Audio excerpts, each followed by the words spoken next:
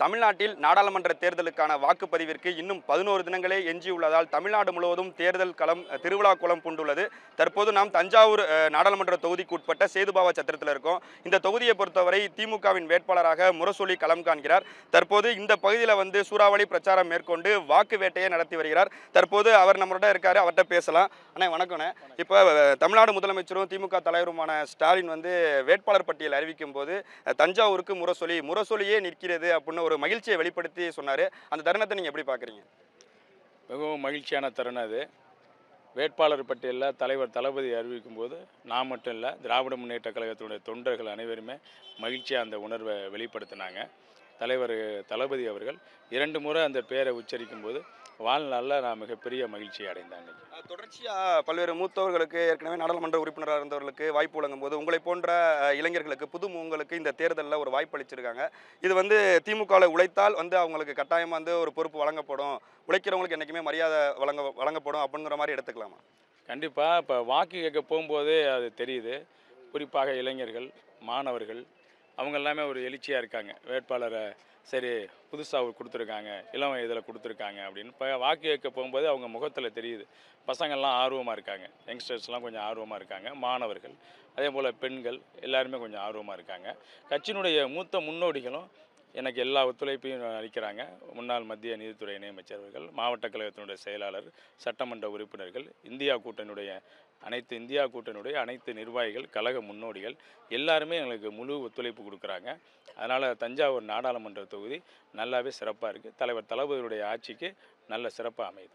தமிழ்நாட்டிலே தஞ்சாவூருங்கிறது ஒரு முக்கியமான பகுதி, விவசாயிகள் நிறைந்த பகுதி. நீங்கள் இந்த நாடாளுமன்ற தேர்தலில் வெற்றி பெற்றால் என்னென்ன திட்டங்கள்லாம் கொண்டு வரலான் இருக்கீங்க? தலைவர் தளபதி தேர்தல் அறிக்கையில் நிறைய திட்டங்கள் சொல்லியிருக்காங்க. நேற்றைய தினம் காங்கிரஸ் அவங்களுடைய தேர்தல் அறிக்கையும் சொல்லியிருக்கிறாங்க. திராவிட முன்னேற்ற கழகத்தின் சார்பாகவும் ஒரு தேர்தல் அறிக்கை சொல்லியிருக்கிறாங்க. அதை அடிப்படையாக வச்சு போவோம். இந்த மாவட்டம் தமிழ்நாட்டுடைய நெற்களஞ்சியம். இது நானே ஒரு நேரடியான விவசாயி தான். நாங்கள்லாம் தஞ்சை ஒன்றியத்தில் விவசாயம் பண்ணிகிட்ருக்கோம். அதனால் விவசாயிகளுடைய அடிப்படை பிரச்சனைகள் தெரியும். அதே போல் இங்கே இருக்கிற இந்த பட்டுக்கோட்டை பேராவரணி பகுதியில் உள்ள விவசாயிகள் பிரச்சனையெல்லாம், தேங்காய் கொள்முதல் நிலையம் சொன்னாங்க, மீனவர்களுடைய பிரச்சனையை சொல்லியிருக்கிறாங்க, பல்வேறு ரயில்வே திட்டங்கள் எல்லாம் சொல்லியிருக்கிறாங்க. அனைத்து திட்டங்களையும் தமிழ்நாடு முதலமைச்சர் அவர்கள் மூலமாக வர இருக்கிற ஒன்றிய அரசாங்கத்திடம் சொல்லி நிச்சயமாக செய்து கொடுக்கப்படும். இப்போ தேர்தல் இந்த தொகுதியை பொறுத்த வரைக்கும் பெண்கள் தான் ஒரு வெற்றியை தீர்மானிக்கிற மாதிரி ஒரு சூழல் இருக்குது. நீங்கள் வாக்கு கேட்டு செல்லும்போது பெண்கள் என்னென்ன கோரிக்கையெல்லாம் வைக்கிறாங்க, நீங்கள் அவங்கள்ட்ட என்னென்ன மாதிரியான விஷயங்களை சொல்லி வாக்கு தொடர்ச்சியாக சேகரிச்சிட்டு இருக்கீங்க? குறிப்பாக பெண்களுக்கு தான் அதிக முக்கியத்துவம் கொடுக்குறாங்க தமிழ்நாட்டுடைய முதலமைச்சர் அவர்களும். அதே போலவே எங்களுடைய கழக இளைஞரணி செயலாளர் அருமை அண்ணன் உதயநிதி அவர்களும் அவங்க பேசும்போதே சொல்கிறாங்க. இப்போ 2 நாளாக எங்கள் இளைஞரணி செயலாளர் பிரச்சாரம் பண்ணும்போதே கூட்டத்திலே சொல்கிறாங்க, பெண்களுக்கு முக்கியத்துவம் கொடுக்குறோம். ஆண்கள்லாம் கேட்குறாங்க, ஏன்னா எங்களெல்லாம் விட்டுட்டீங்க, ஏன் பெண்களுக்கு இவ்வளோ முக்கியத்துவம் கொடுக்குறீங்கன்னு கேட்குறாங்கன்னு எங்கள் இளைஞரணி செயலாளரே கூட்டத்திலே பேசினாங்க. குறிப்பாக பெண்களுக்கு கட்டணமில்லா பேருந்து வசதி, அதே போலவே மகளிர் உரிமை திட்டம் போன்ற நல்ல திட்டங்களை எல்லாம் செயல்படுத்திட்டு வர்றாங்க. ஒன்றியத்தில் காங்கிரஸ் அரசாங்கம், திராவிட முன்னேற்ற கழக தலைமையில் காங்கிரஸ் ஆட்சி அமைந்துச்சுன்னா கேஸ் சிலிண்டர் விலையெல்லாம் குறிப்போம், பெண்களுடைய சுமையெல்லாம் குறைப்போம்னு சொல்லியிருக்கிறாங்க. அதை சொல்லி தான் எங்கள் பெண்களிடத்தில் வாக்கு கேட்டுட்டு. தஞ்சாவூர் தேர்தல் களத்தை பொறுத்த வரைக்கும் பாஜக தனியாக வேட்பாளர் நிற்கிறாங்க, அதிமுக கூட்டணியில் தேமுதிக களங்காண்றாங்க, இங்கிட்ட நாம் தமிழர் கட்சி வேட்பாளர் தனியாக களங்காண்கிறாங்க.